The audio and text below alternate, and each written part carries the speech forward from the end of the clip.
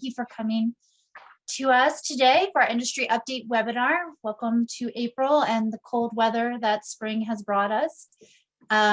We do have a special guest with us, and John will be doing those introductions, but a few housekeeping rules. We will be recording this and sending this out at the end of the day, and we'll have it posted up on our website, but please remember to keep yourself muted during the presentation and use the chat feature for any questions. We will have a Secretary Jennifer Smith presenting to us first, and then if you have questions about her presentation, we will take questions at that time, and then Zach and Lauren will take over and we'll finish up questions at the end of the webinar with their industry update.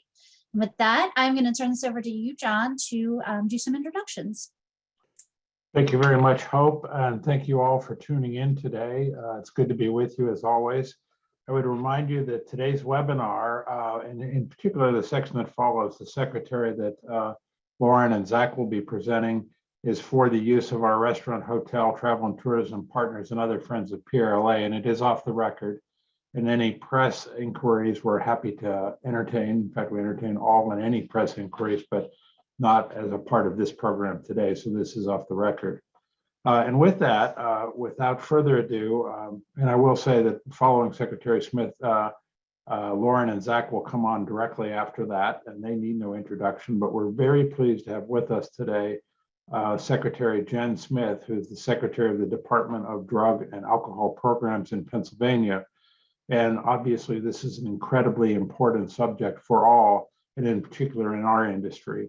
And we really appreciate her sharing her time today with us to help us understand the issues surrounding it and what we can do to help to in this regard. So with that, Secretary Smith, thank you so much for being with us today, and the floor is yours.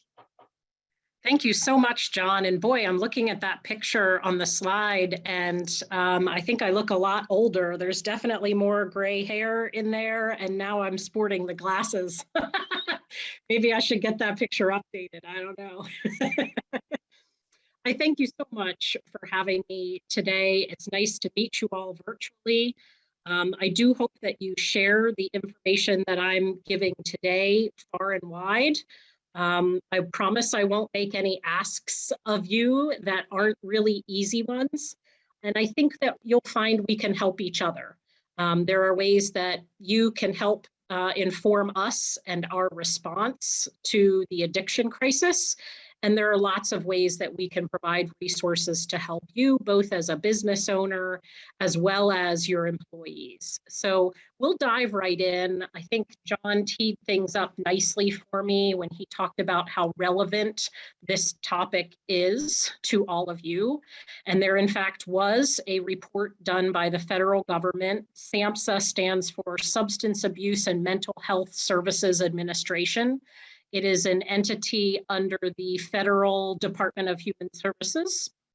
And there was a report done in 2015 by them that found the restaurant industry specifically to be most at risk for illicit drug use and for substance use disorder. So very clearly, this presentation applies to you, and the concerns we're talking about are very relevant. Also found that the restaurant industry was the third most at risk for heavy alcohol use. So in addition to the illegal substances and drug-related substances, also really high on that list of risky behavior around alcohol use. So when you understand that your industry is most at risk for these types of disorders, it's also really important to consider the environment that's happening here in Pennsylvania and nationwide. So none of us are strangers to the fact that the last 2 years has been really difficult as we navigated the COVID-19 pandemic. That pandemic brought on a lot of challenges, some unique to the restaurant industry for sure.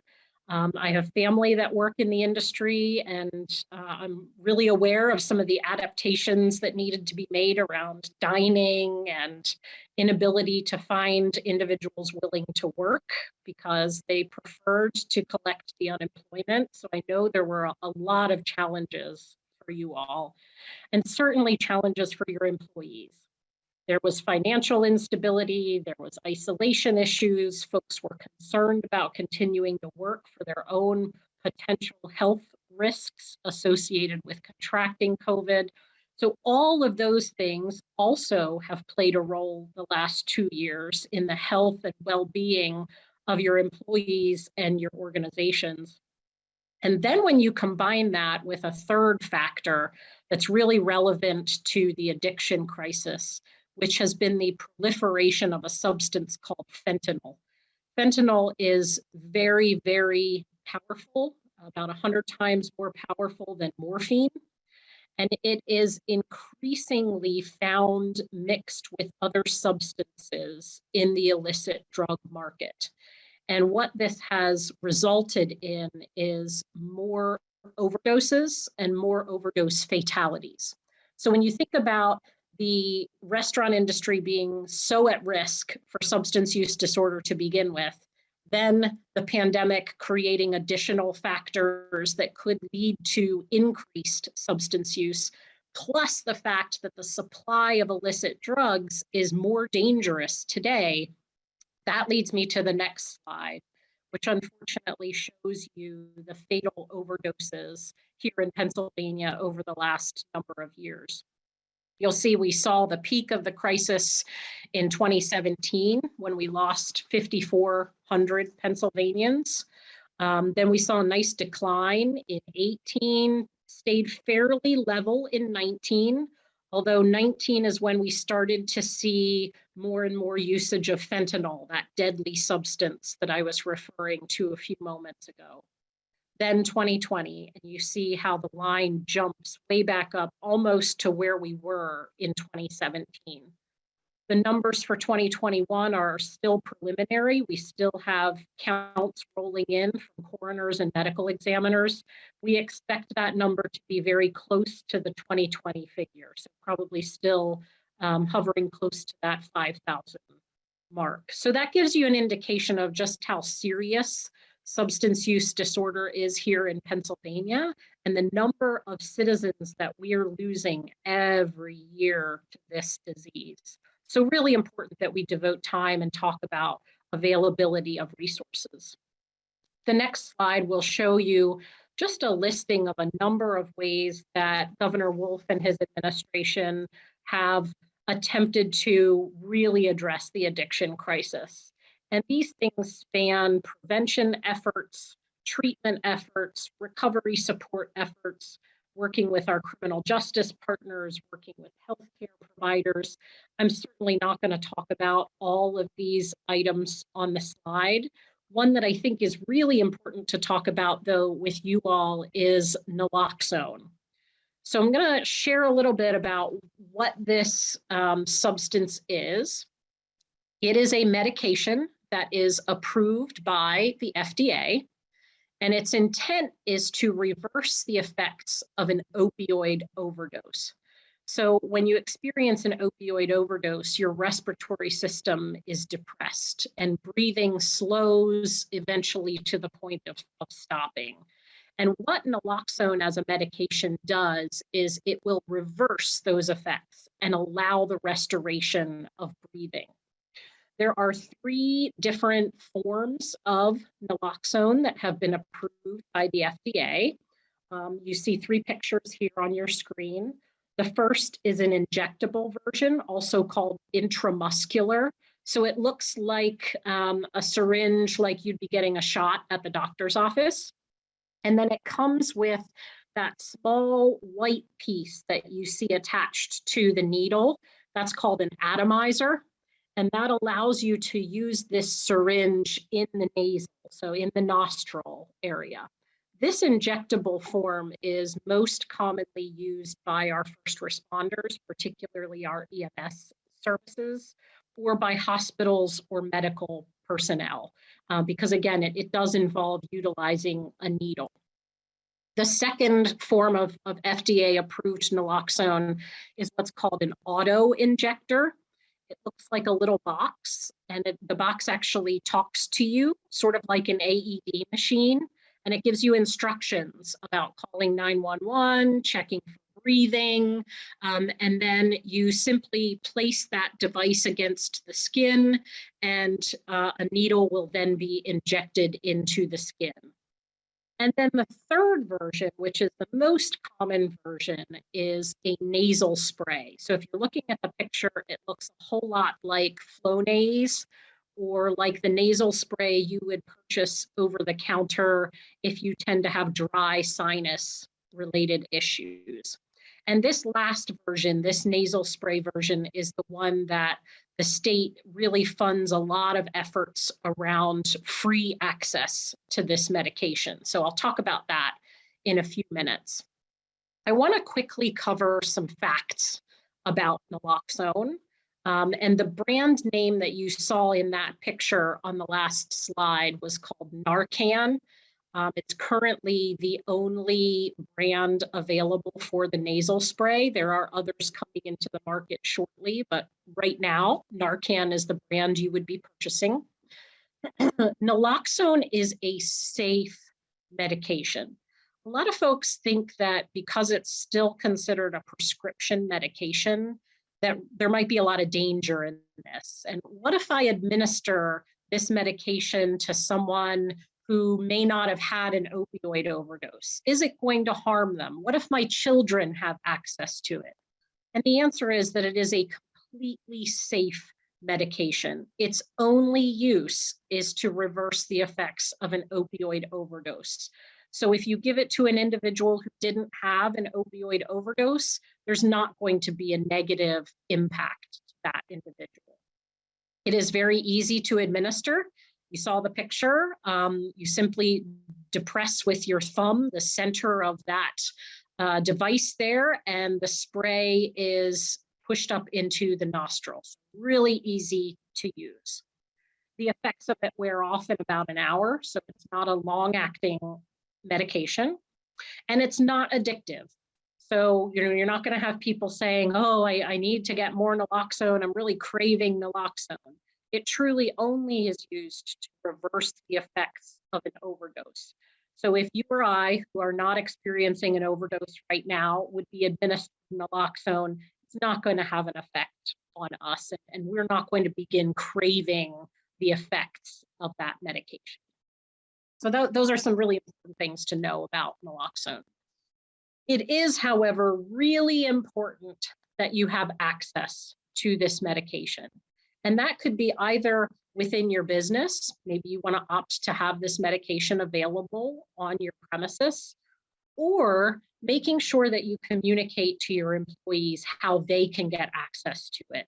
Every person in Pennsylvania should have access to naloxone in their medicine cabinet or their purse or their car, somewhere that's readily accessible.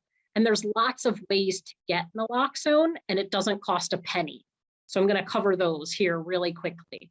The first way is to request naloxone from your pharmacy.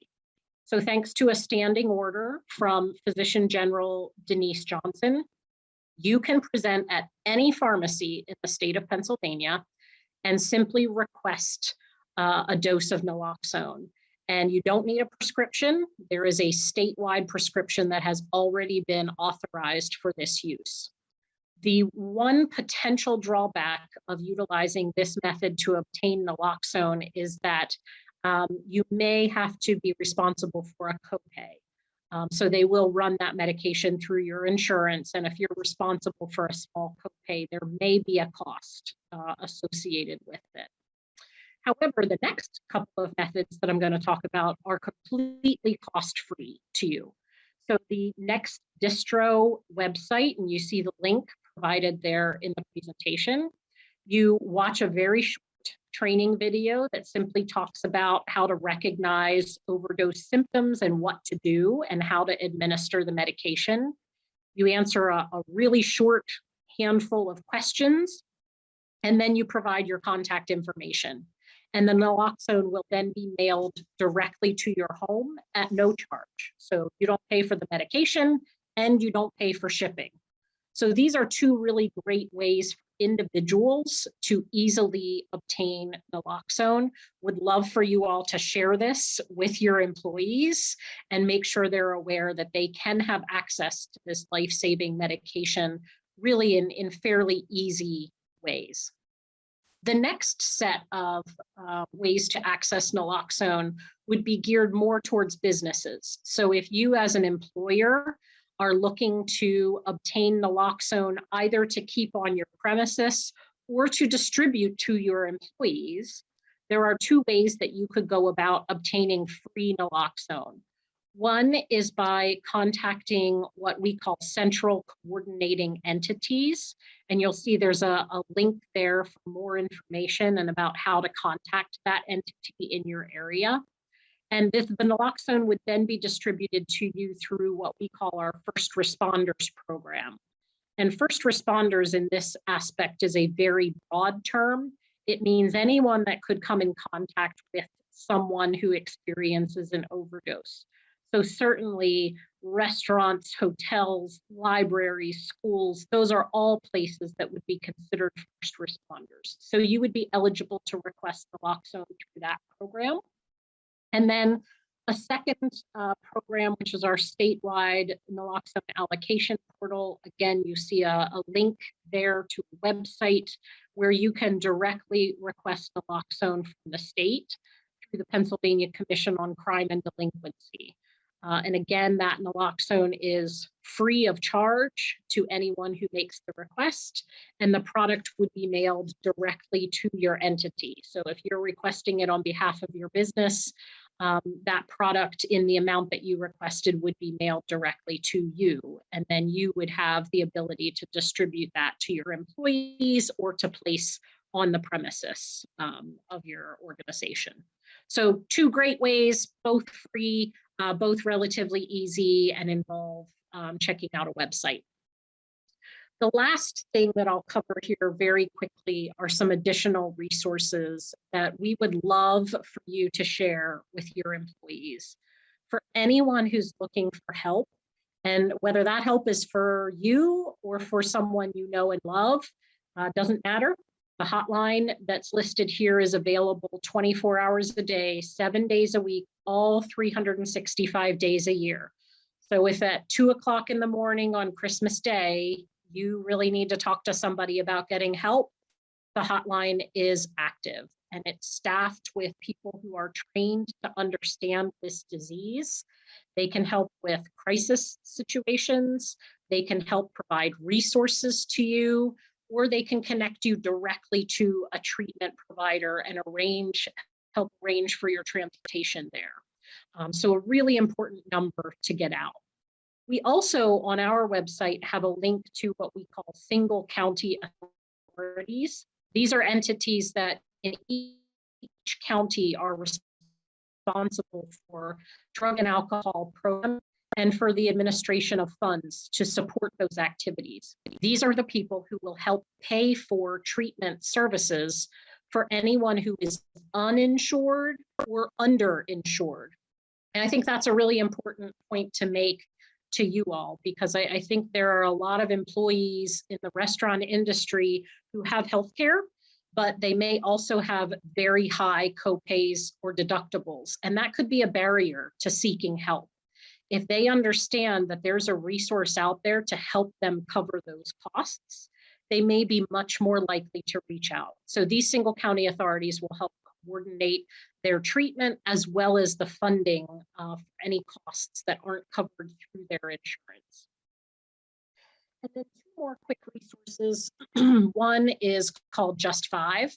This is a really simple website that provides 5-minute videos explaining what addiction is. What is substance use disorder? How would I recognize it in a family member or a friend? And what should I do if I recognize the signs and symptoms? Really great videos that are well done. Again, I said they're only 5 minutes each. We really encourage you to make this link available to your employees to help educate them about what addiction is and how to recognize it so they can help connect other people to services.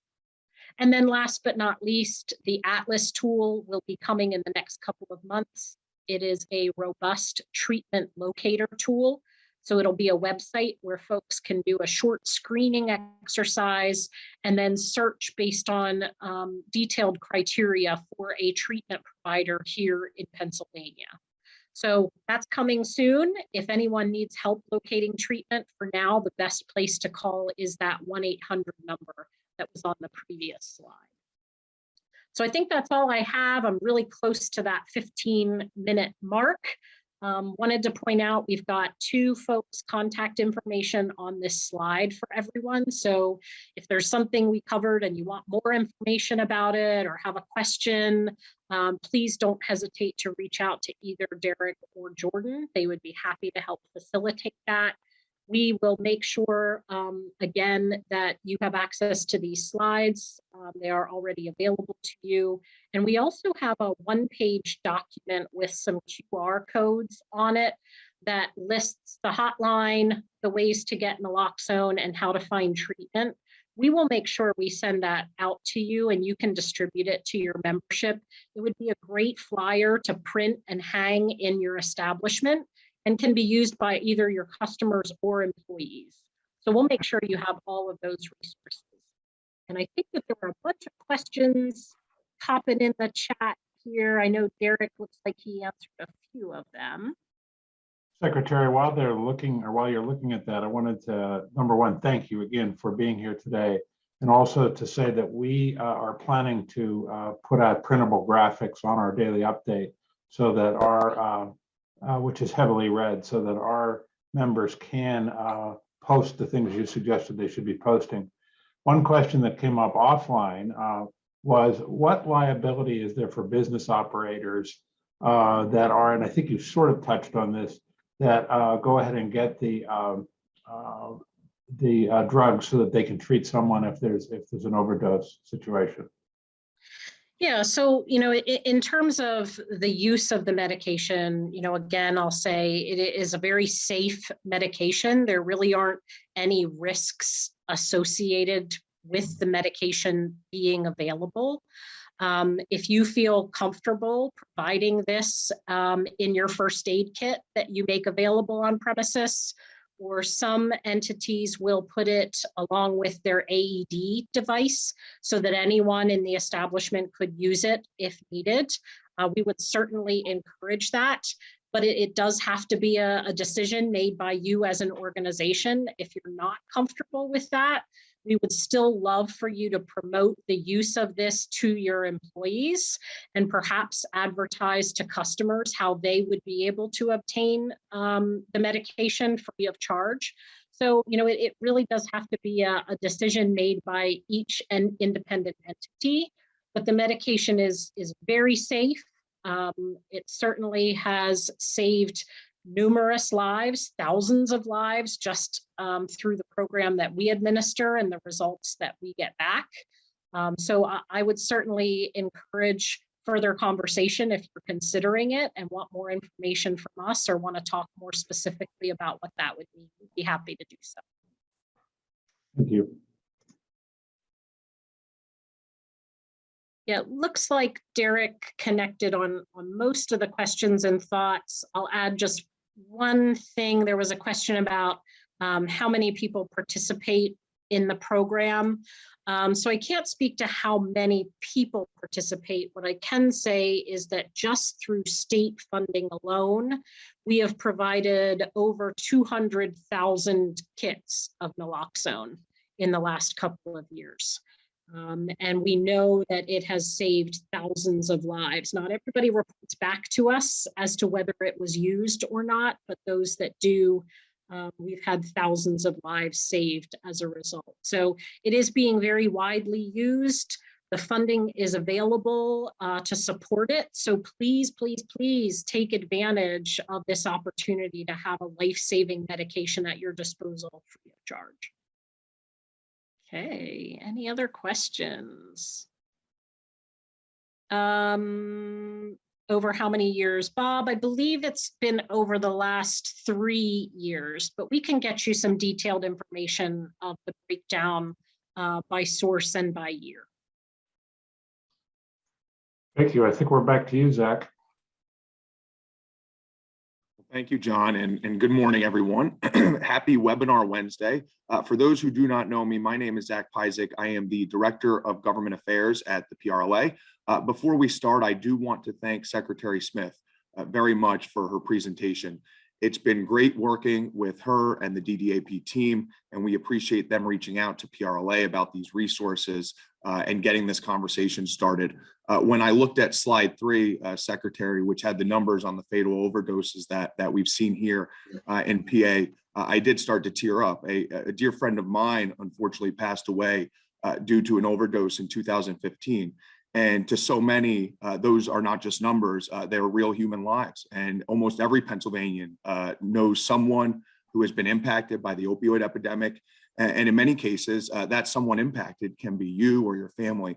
As we started promoting this webinar, we started hearing personally from many of our members, many of you on this call today, about how you've been impacted personally. And there's so much we can do as an industry to be part of the solution. And we are very grateful to the Secretary and her team for reaching out to us for collaboration. We're looking forward to continuing that work with them. And again, big thank you to Secretary Smith, Derek, Megan, Jordan, Natalie, and the rest of the DDAP team. We really appreciate it. I am joined here today for the webinar by Lauren Brinjac, PRLA Senior Director of Government Affairs. Lauren and I have a lot to cover on today's webinar. We will be tackling some federal issues, some state issues, and then we'll be covering some local subjects as well. And lastly, just some general FYIs that we'll go through. And so with that, I'm going to turn things over to Lauren to kick us off with a federal update on RRF. Yeah, thanks, Zach. So the biggest news coming out of Congress right now is that the House is expected to vote tomorrow on legislation which will replenish the RRF with $42 billion. Passage of the bill is not a sure thing at this point. The National Restaurant Association sent out a grassroots action alert to members yesterday, which we at PRLA sent out as well. And we encourage all of you to contact your representatives and urge them to vote in favor of the bill. The main obstacle in terms of replenishing the RRF continues to be the Senate. For their part, if they vote on this issue, it's going to happen as an amendment to a $10 billion COVID preparedness bill, which they're negotiating right now. We were hoping that this vote would occur this week as well, but we've learned recently that that's not going to happen. That vote, if it takes place, will happen when they get back from their upcoming 2-week recess. There are other pieces of legislation, though, that are important to the industry that we're focused on as well. So I just want to touch on a couple of those. The NRA, and we are also advocating to bring back the ERTC for fourth quarter 2021. There's pending legislation in both the U.S. House and Senate that does have bipartisan support. And that is another priority for the National Restaurant Association. And it's something we are going to be lobbying on when we go to Washington, D.C. for the Public Affairs Conference next month. And I'm going to talk a little bit about that conference here in a bit. One other piece of legislation I'd like to put on your radar is recently passed supply chain legislation, which we're hoping can provide some relief in terms of some of the current supply chain issues. Last Friday, the U.S. Senate passed the Ocean Shipping Reform Act of 2022. The House passed its version of this bill back in December. And we're expecting that the House and Senate will meet at some point, hopefully in the near future, to discuss passing identical versions of an agreed upon bill in each chamber. According to the Senate bill sponsors, Senators Amy Klobuchar and John Thune, this legislation updates federal regulations for the global shipping industry and hopefully seeks to level the playing field for American exporters by making it harder for ocean carriers to unreasonably refuse goods ready to export at ports, and giving the Federal Maritime Commission greater rulemaking authority to regulate harmful practices by carriers. So those are a few of the pieces of federal legislation that we're focused on now, and I'm going to hand it back to Zach to also talk about one other issue. Yeah, thanks, Lauren. And I want to talk about visas because that's something that many members here at PRLA have reached out to us about. Visa programs are a big topic right now across the industry. We've always discussed the labor crisis that we're seeing right now as part of a multi-tiered problem. There are also multiple ideas out there in terms of a solution. Along with our national partners, we've been working on drafting the Essential Worker for Economic Advancement Act. And we've been encouraging moving towards a program that would be more advantageous for restaurants and partners in the travel and tourism spaces. This policy, it would create a market-driven, non-immigrant visa program that would be targeted to workers and occupations that do not require a college degree to enhance the workforce and help lift the economy. The bill was introduced in March. I believe it is labeled as HR 7239. It creates a pathway for workers to come to the U.S. on market-driven, non-immigrant three-year visas intended for small businesses in industries with comparatively low sales per employee, and it would be available for non-agricultural jobs with lower education thresholds. If this were passed, it would initially be available for up to 65,000 workers, and after the first year, the total numbers of workers would be determined based on market-based need. Worker number in the program, I believe, is set at, it cannot exceed 85,000.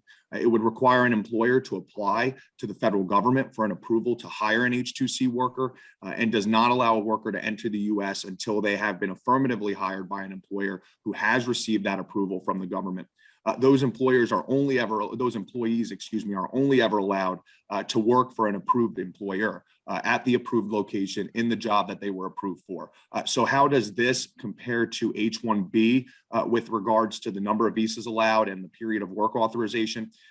25% of the H-2C visas in the new program are set aside for small businesses with a priority for industries that promote nationally recognized employee safety and health programs, hire workers under the Work Opportunity Tax Credit, and are employers in highly labor-intensive industries that have comparatively lower profit margins, again, per employee industry-wide. The current H-2B visa program helps businesses like hotels with strong seasonal business and workforce needs fill open jobs. Our national partners, again, have been lobbying the Biden administration and the Department of Homeland Security and Labor to provide additional H-2B visas for the busy summer season. I am happy to share that those efforts have paid off. Last week, the Department of Homeland Security and the Department of Labor announced that they would make available an additional 35,000 H-2B visas for the second half of the fiscal year 2022, and that begins on April 1. So of these, 23,500 visas will be available for returning workers, while 11,500 are set aside for select countries. In December, for the first time ever, the department released an additional 20,000 H-2B visas for the first half of the fiscal year. PRLA and our national partners will continue to push for legislation and policies that we believe will help fill open jobs and keep us on that road to recovery. With that, I'm going to go to the next slide here for a state update. The state of the legislature, the Senate is in session this week. Lauren and I and John Longstreet and some others from the PRLA team, we are up in Harrisburg today. We were at the Capitol yesterday. We also stopped by a few fundraisers. We will be back to the Capitol building later this afternoon for some meetings. With petition season having just ended, it is that time of year, campaign season. Just a reminder, the primary election is coming up on May 17th. The House will return to session next week here in Harrisburg.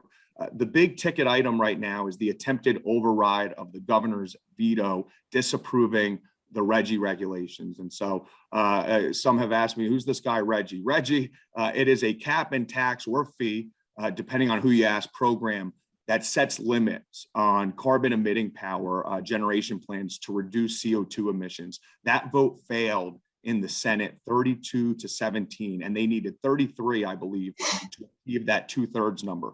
The regulation goes into effect as of Monday, but there will likely be court battles. If this moves forward, they are saying that you could potentially see a hike in energy rates, particularly on electric. Litigation over the constitutionality of Pennsylvania entering via executive order is pending, and a new administration down the road could potentially reverse the decision. Like I mentioned earlier today, last Monday, was the end of the petition signing period. And that is when those who want to run for office have to get enough signatures to have their names added to the ballot. We now have a clearer picture of what the election will look like. And so from an aerial view, there are 41 Republicans in the House and 21 Democrats not facing any challenges in the primary or the general election. That's 63 total in the House that pretty much do not have a competitive election. There are 2 Republicans in the Senate and a handful of Democrats not facing any challenges in the primary as well. We are looking at a lot of turnover in the legislature next year. There will be 11 new chairs, for instance, in the PA House. What some would describe as an overhaul to leadership in a sense. For some of the committees that we work with often, like the Liquor Control Committee in the House and the Law and Justice Committee in the Senate, we do not expect much to change, but there will, however, be a new majority chair on both the House Tourism Committee and the Senate Committee on Community, Economic, and Recreational Development. And so as PRLA continues to track that, we'll continue to keep you all updated in the daily update and on this webinar. I also want to cover some new legislation here. Not too many announcements in terms of new legislation, but we do have one significant announcement in that realm that I'm really thrilled to share with all of you. As many of you know, PRLA has been working with members here at PRLA on enabling legislation regarding tourism improvement districts that would allow us to invest more funds into tourism at the local and the regional levels. 3 counties have created TIDs in Pennsylvania so far, but current law does not allow for what we would describe as a streamlined and clear process to be used in the formation of tourism improvement districts. And so the L&T committee, the Lodging and Tourism Committee here at PRLA approved draft legislation back in 2021, fairly recently, and we've been working with Senator Udicek on legislation that he'd been considering introducing. We've gotten word from Senator Udicek just recently that he does plan to file that bill in the near future. And just yesterday, his team circulated a co-sponsorship memo to his Senate colleagues on the legislation. Our goal on this is to schedule a hearing sometime this spring or summer, likely something that may happen in northeastern Pennsylvania, somewhere maybe in a district area. We will keep you posted as that bill moves through the legislative process on this webinar and the daily update. If this legislation is important to you, and I know to so many of our travel and tourism partners it is, we encourage you to reach out to your state senator and ask that they sign on to Senator Udicek's legislation as a co-sponsor. We are also working with Senator Udicek on other legislation, and we hope to that will impact a lot of our restaurant members, and we hope to have an update and announcement on that soon. Lauren will be sharing with that more information on some legislation that's currently on the move. Thanks, Zach. So we do have some PRLA supported legislation moving in both the House and the Senate. These are pieces of legislation addressing our very outdated frozen dessert law. The House and Senate bills are different, but both address the current burdensome and duplicative monthly testing requirements. The House bill would repeal the frozen dessert law in its entirety. That bill has already been voted out of committee, and it was given second consideration in the House last week. The Senate version of the bill would rewrite rather than repeal the law and require frozen desserts tests to be conducted annually instead of monthly. And that bill was voted unanimously out of the Senate Agriculture and Rural Affairs Committee this week, and now will go to the full Senate. Another issue which we may have touched on during the last webinar was that recently Senators Dan Laughlin and John Udicek introduced Senate Bill 1138, which would make the legalization of cocktails to go permanent in Pennsylvania. We've been very supportive of this proposal in the past. We're happy to see the conversation about this being revived this spring. And we are working with the bill sponsors, and we'll be working with the chair of the Senate Law and Justice Committee, where this bill was referred to hopefully have the legislation get some traction this spring. And I'll be meeting next week with the executive director of that committee on this bill and a couple other issues that PRLA is working on. We are, as Zach said, we're kind of gearing up for a busy election season, and the state budget must be passed by June 30th. So we really are looking at probably a busy next 2 months or so in Harrisburg. So stay tuned to future industry updates for a lot more information on some of the legislation that we've mentioned here that we're going to be working on. I do want to switch gears a bit to some of the issues that we're working on at the local level. In Pittsburgh right now, legislation calling for a ban on most single-use plastic bags was reintroduced to Pittsburgh City Council at the beginning of the year. The legislation initially was introduced last November, I believe, by Councilwoman Erica Strasburger, but council wanted additional time to address stakeholder concerns, so the legislation was held and reintroduced this year. If passed, it would ban most single-use plastic bags and implement a fee for paper bags. This measure is very similar to one that was passed in Philadelphia, and which recently has, I think maybe even this week or last week, begun to be officially enforced in Philadelphia. In Pittsburgh, we have voiced some concerns about the effect that this is going to have on our members. We've been working with the council person. We participated in a stakeholder work group meeting. PRLA also met with Councilwoman Strasburger, just ourselves, to continue that conversation. We did receive word late yesterday evening that the bill was coming up for a vote in committee today, actually, this morning, and we received a draft amendment. They are moving forward with this proposal. It does look like we were successful in getting the implementation date extended. The initial legislation would take effect 6 months after being passed by council. This new version of the bill, it would take effect next year.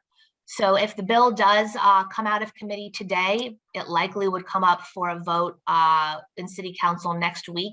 And then if passed there, we're looking at an enforcement implementation date of sometime in April 2023. Moving on to some better news coming out of Pittsburgh City Council. As we've talked about in the past, council in February unanimously approved a bill allowing restaurants to continue using sidewalks and streets for outdoor dining. The new ordinance is in effect, and the Department of Mobility and Infrastructure just recently released their set of draft guidelines to implement the ordinance and to issue new annual licenses. We are right now in the process of reviewing those draft guidelines, which likely will become permanent later this month. One thing right off the bat that we're very happy to see is there's not going to be any annual fee associated with the permits, at least through 2022. And also in the meantime, while these guidelines are being finalized, operators can continue using their outdoor dining setups under their current temporary permits.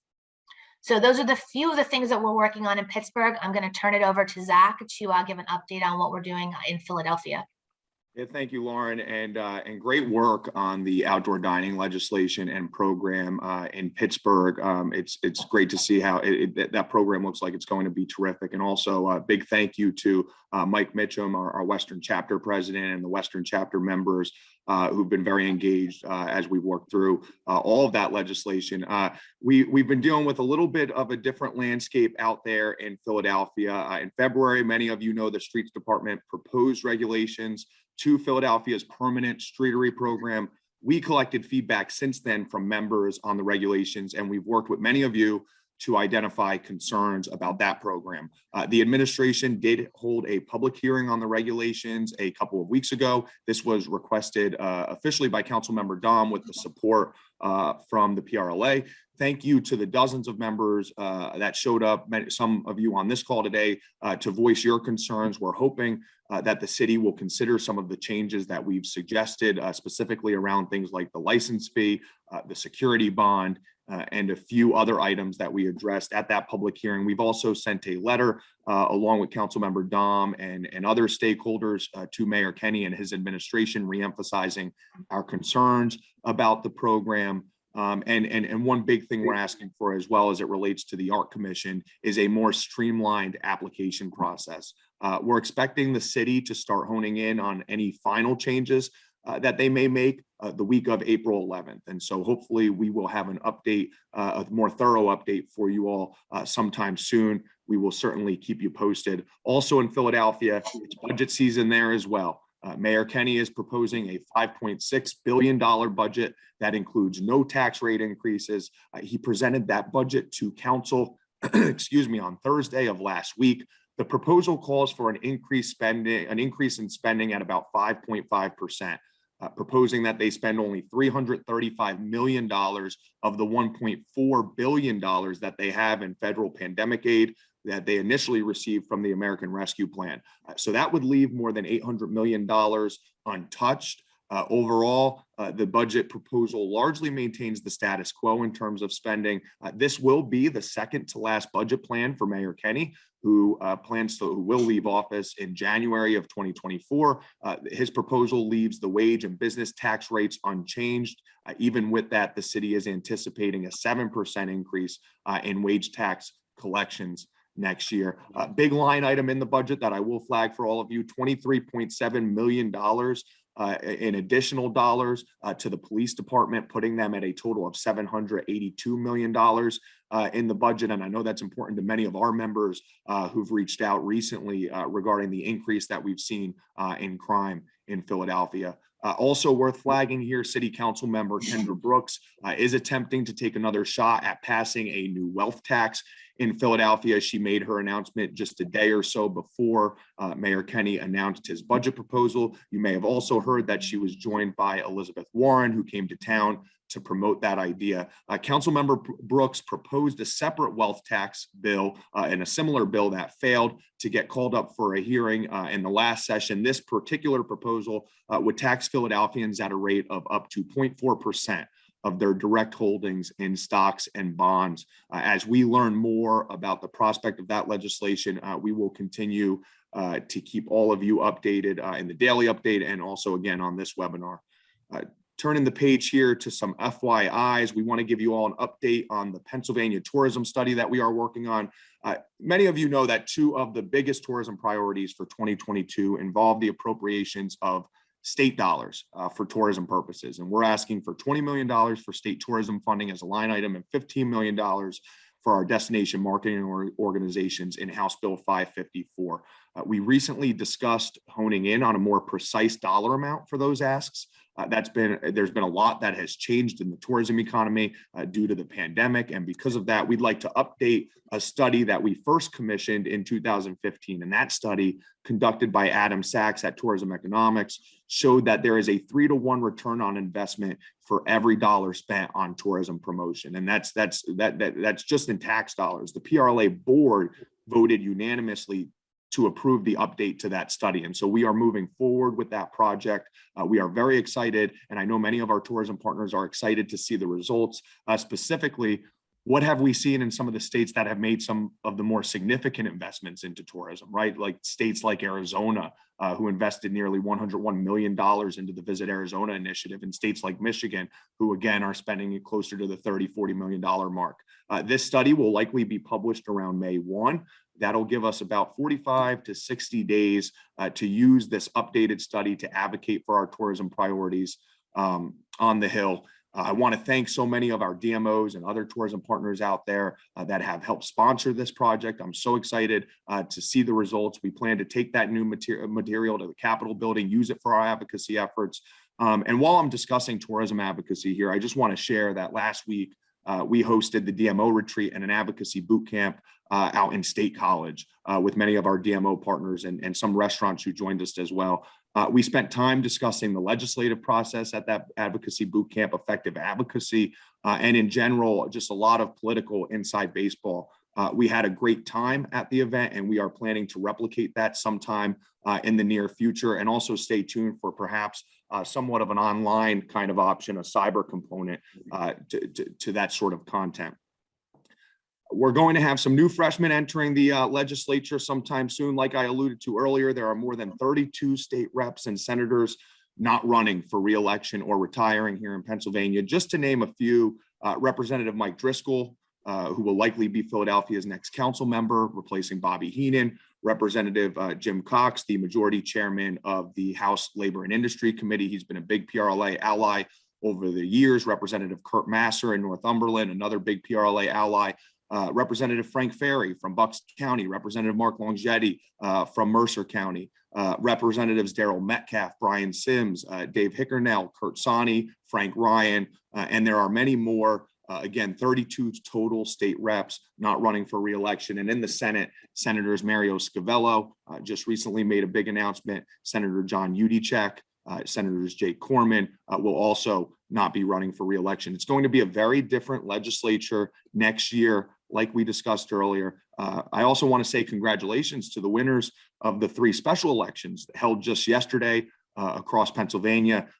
Democrat Martell Covington won in the race for Pittsburgh Mayor Ed Gainey's former House seat. Democrat Arian Abney ran unopposed and won the seat vacated by former Representative Jake Wheatley, who went on to become Mayor Gainey's chief of staff. And then Republican Robert Schnee won the seat vacated by former Representative Tara Toohill, who you may recall won her election for judge of the Court of Common Pleas in Luzerne County last November. And so a lot changing. We are definitely full throttle ahead in campaign season. And I know Lauren has somewhat of an update in terms of campaigns and some of the debates we've been seeing. Yeah, so as we're inching ever closer to that May primary election date, we saw recently both the Republican and Democratic candidates who are running for Senator Toomey's seat held debates. And this is a seat, an open seat that's being watched not only in Pennsylvania, but really nationwide. I think this election is holding interest to see, will another Republican be elected to this seat, or will the Democrats be able to flip this seat and claim this seat as another one on their side? So last week, 4 of the top candidates on the Republican side, and that was Kathy Barnett, Jeff Bartos, Dave McCormick, and Dr. Oz, sparred with each other during a debate hosted by the Manufacturer and Business Association of Erie. We watched the debate here at PRLA. All 4 of those candidates really are pretty closely aligned in terms of their policy positions. All 4 of them during this debate kept coming back to the need to increase U.S. energy production, which is, of course, kind of a hot topic right now. So the tense moments in the debate, and there definitely were some, came with a few of the candidates taking some personal shots at each other, and sort of in particular at Dr. Oz over who's most committed to conservatism, who's the most authentic candidate, and who is a political tourist or a political opportunist, as some of those phrases have been thrown around. On the Democratic side, U.S. Representative Connor Lamb and Pennsylvania State Rep Malcolm Kenyatta met for a debate at Muhlenberg College in Allentown. Conspicuously absent during this debate was one of the frontrunners, Lieutenant Governor John Fetterman, who's been a leader in some recent polls. He did not participate in the debate, and in fact, there was an empty podium in his place.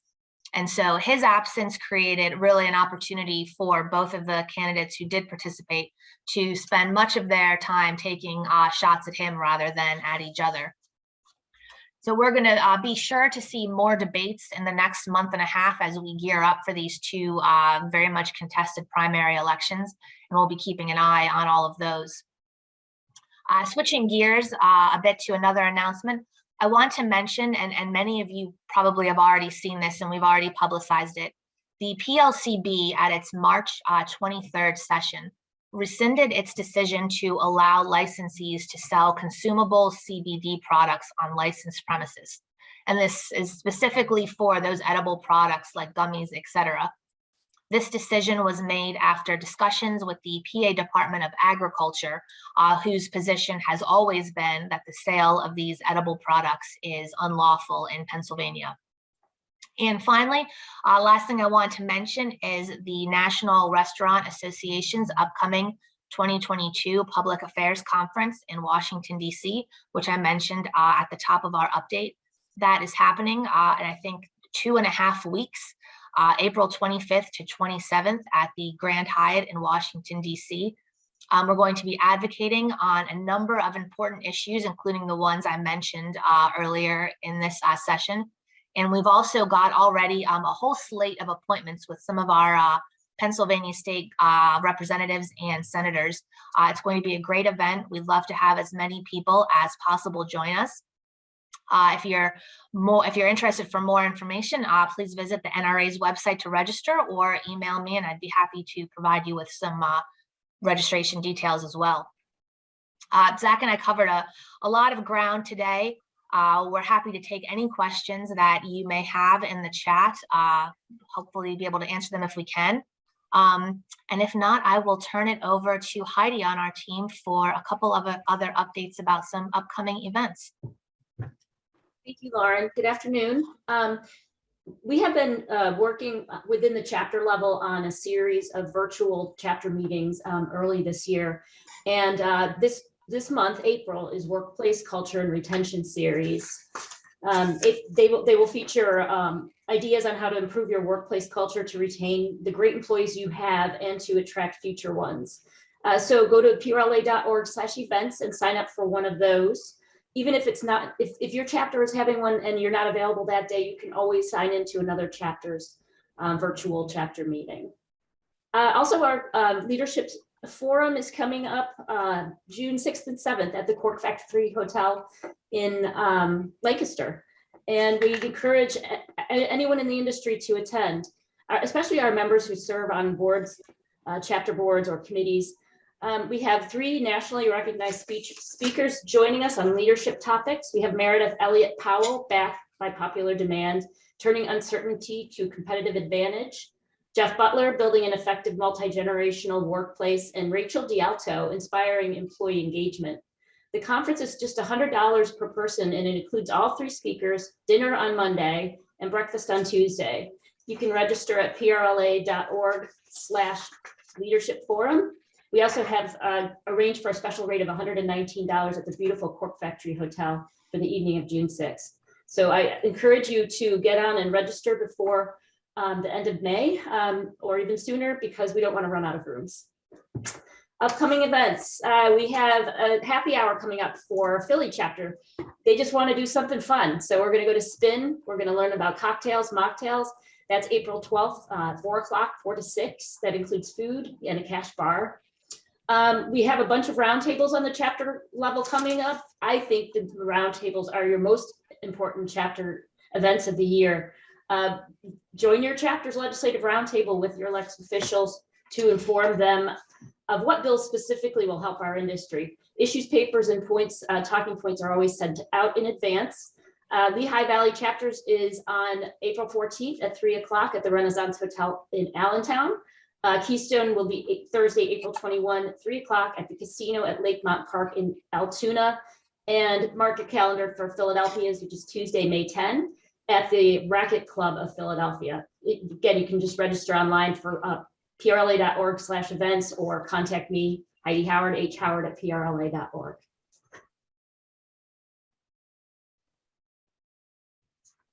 Thanks, Heidi. And just last but not least, we always do have our Surf Safe suite of training products. We have classes coming up all across the state. Please be sure to check out our website under the calendar of events. They are half-day classes with testing the same day, so it's a great way to get your staff certified and up to date with their training in a short period of time.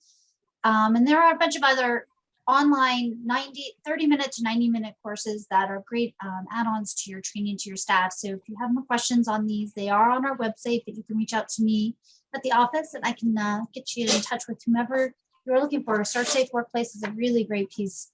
It deals with preventing sexual harassment and also unconscious bias, understanding unconscious bias. So please take a second to check that out. And with that, I know we're butting up right here to noon. I think we got it in an hour. See if we have any questions, Zach. Yeah, Hope, I think I see one question from Bob regarding Senator Udicek and the association health plan legislation that PRLA is supporting. Bob, to answer your question, yes, I believe Senator Udicek has signed on to the Senate version of that legislation, which is SB 235, as a co-sponsor of that bill. Just for the record, I will say that Senator Udicek has been a big ally of PRLA, and we're continuing to look forward. We're looking forward to continuing our work with the senator on the few pieces of legislation that we currently have in the works. And with that, Lauren, I'm not sure if you're seeing any additional questions here. Yeah, no, I'll just follow up quickly about the association healthcare plan. So it remains one of PRLA's legislative priorities. There's a bill in the Senate and a bill in the House. They both are in the insurance committees in their respective chambers. There is a lot of opposition to these bills coming from currently the PA Insurance Department, as well as some of the insurance carriers. And so one of our goals is to really try to shake those pieces of legislation loose from committees. And I think talking about this legislation at our legislative roundtables is going to be something that's very effective.